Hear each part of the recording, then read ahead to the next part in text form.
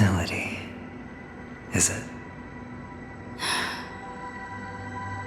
Perhaps to you, I am just an emanator who's hiding her identity. But the sleeping and shapeless never glance at anyone. They have no face, no form, and even less of a will to speak.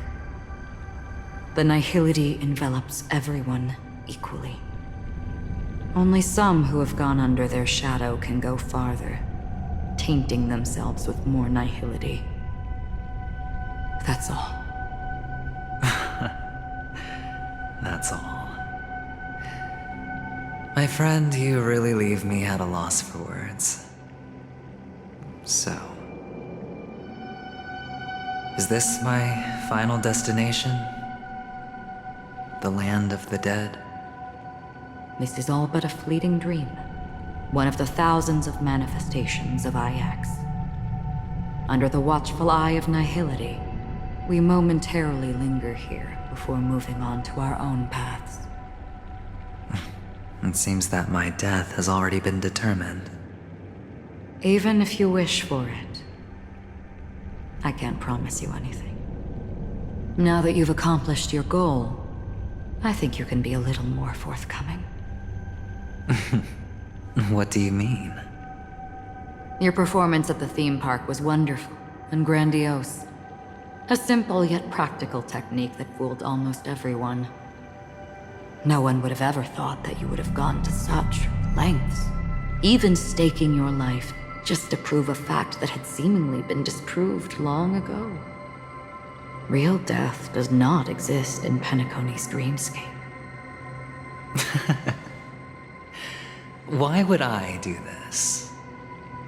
Because this is the only way you can uncover a secret that is even more unspeakable than the serial murders. To use this dream death to get there. To that promised land people constantly seek in this grand gathering. Penacony. The legacy of the Watchmaker. The true land of exile. How did you find out? I never imagined that something I learned about unexpectedly would become the key to connecting everything. It's our Stellaron friend's identity, isn't it? I see you're in the know. Let's just say I'd put money on the possibility. The murder isn't nearly enough to disrupt business as usual.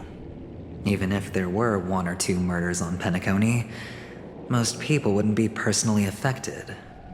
And that won't create any waves. This dream of theirs isn't a boundless sea. It's a lonely island. The family used the Harmony to build a high wall and isolate them from the vast and treacherous ocean of the outside world. That barrier they built keeps death out, but it also keeps the secrets that are lost in that watery abyss from floating to the surface. In a beautiful dream, free of suffering, who would want to go fishing for those secrets? No one. Unless someone goes to the other side of the barrier and lives to tell the tale. Someone already has. I got the idea early on, chewing on that masked fool's little hint. If a mute isn't someone who cannot make a sound, then it has to be someone who cannot speak. Someone who survived the treacherous depths, but is unable to take the stage and speak the truth. Well, I'm happy to know she's safe and sound, and still on Penacony. Hint. Is that not proof? Well, proof is the one thing I don't have. The only thing that can prove these conjectures is for the family to come clean. And with the way they buttered up these outsiders, it seems pretty clear they're intent on covering their tracks. But you don't need proof to have a suspicion. And for me, suspicion is enough. I didn't need to find the memory zone meme. I just needed for someone to kill me like it killed that silver-haired girl. You don't sound very confident to me. Going out of your way to make citywide broadcasts in an attempt to involve more people. You are simply betting on the possibility of someone being able to break down the barrier. You're very lucky that fate has decided to let us cross paths. I happen to be equipped with a very sharp blade, sharp enough to slice through the veil of dreams. I can also carve the Harmony's brand off of you. You possess great cunning, deliberately setting us up to be on opposing sides, constantly repeating the words of the Emanator in front of others, leaving me no choice but to draw my blade against you. And that's how you win. Opportunity and strategy, both are essential. And in your plans, the IPC always wins. Even if you lose the bet. To the family, the life of an ambassador is still invaluable. That's a huge gamble, isn't it? But allow me to point out a mistake. The IPC's success is not guaranteed. I, unfortunately, have no contingencies for such an important matter. Detonating a Stellaron. I can't do it. The Aventurine stone is too broken to even safeguard my escape from the stage. If, at the end of the day, you did not unsheath your blade, I would have lost the bet. It is pointless to discuss what-ifs. You have won. Your prize is an entry ticket into that deep sea. And after this, whether you can return from the abyss is another gamble of yours. Have you never wavered? Wavered? Of course I have. But I can only bank on my own good fortune. Because other than that, I have nothing. Wake up from this dream and go to where you should be. Your gamble is not over yet.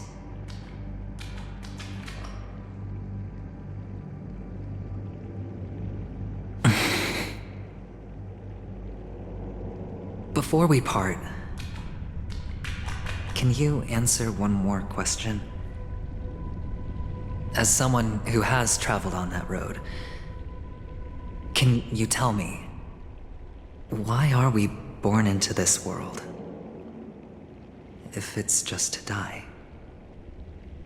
I don't think this and never have. Nor do you.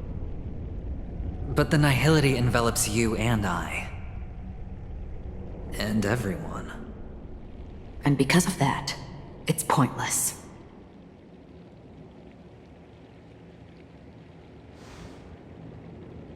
But it is still there. If the dice of fate are always weighted, then that is our destiny. Why, then, do we struggle against it? My answer might not be able to resolve your confusion, because it has been with you throughout your journey and is already a part of your life. But you said, sleep is the rehearsal of death. So why does life sleep? Because we are not ready to welcome death. So you can definitely understand why we want to be prepared. Even if the ending has been predetermined, that's fine. There are countless things that humans cannot change. But before the end, there are many things that humans can do while on their journey. And because of this, the end will thus reveal a completely different meaning. Take a good look at your pocket. Your friend has already given you the answer. Good luck.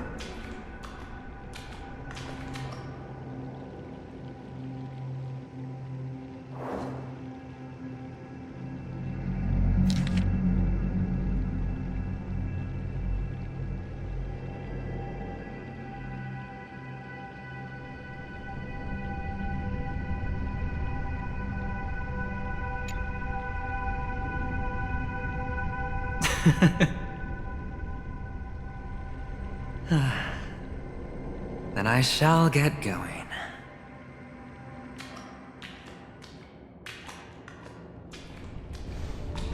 Mister? You're leaving?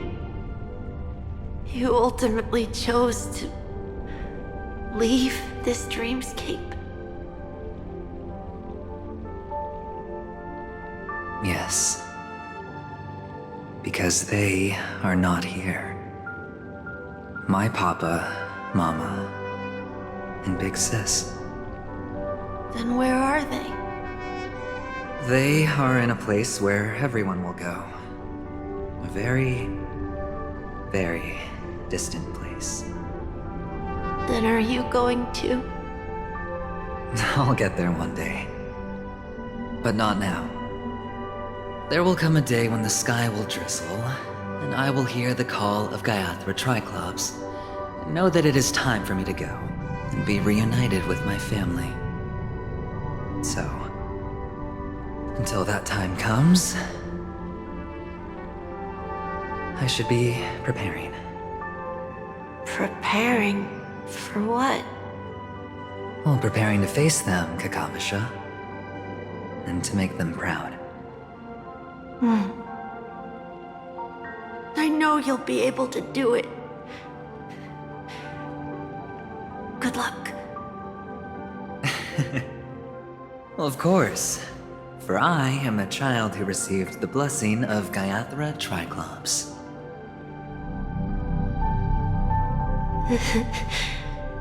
But you still seem nervous. Well, I seem that way because I am nervous.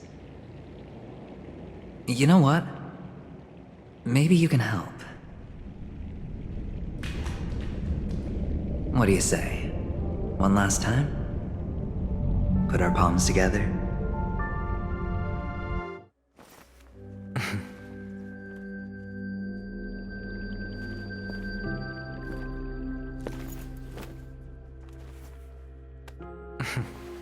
Are you going now? Yes.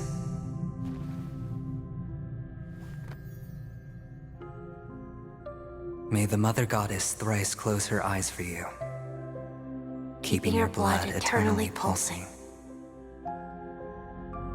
May your journey be forever peaceful, and your schemes forever concealed.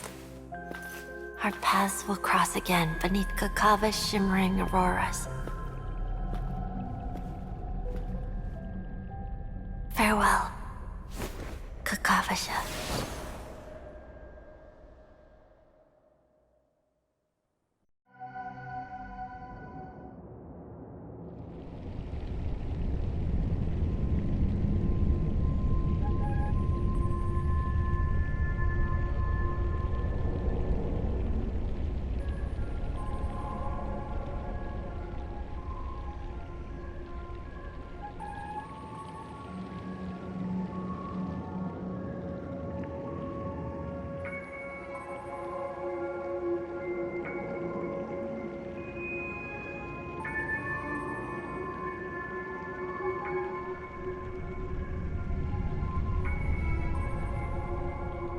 The light of the Aventurine stone has disappeared. This only represents one outcome. He kept his promise and got what he wanted. As planned, your cornerstone has been successfully sent to the family's territory. Then... Let's fulfill our duty and start harvesting.